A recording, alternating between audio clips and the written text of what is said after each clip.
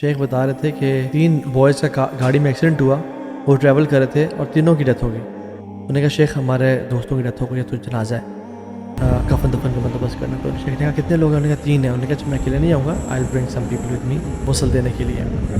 پہلے دوست کو انہوں نے شاور دیا، اس کو کفن پہنایا، دوسرے کو کیا، تیسرے کو جب لے کے آئے نا، اس کی جو باڈی سے نا بہت زیادہ بدبو آ رہی تھی، اور کہتے ہیں اس کا جو اسکن کلر تھا نا وہ بالکل وائٹ تھا۔ As soon as we started washing his body,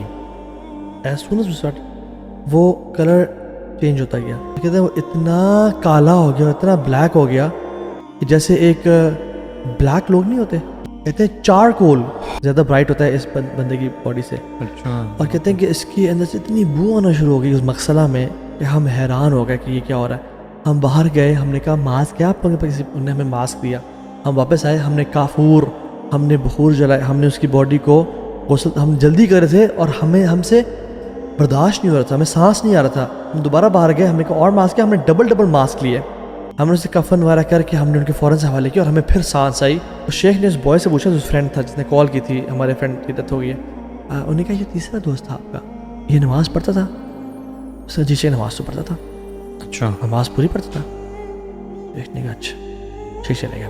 کچھ ہفتے 10 دن بعد یہ بوائے آیا، شیخ کے پاس آیا، کہتا شیخ میں آپ سے معذرت کرنا چاہتا ہوں، میں نے جھوٹ بولا تھا آپ سے۔ He never used to pray۔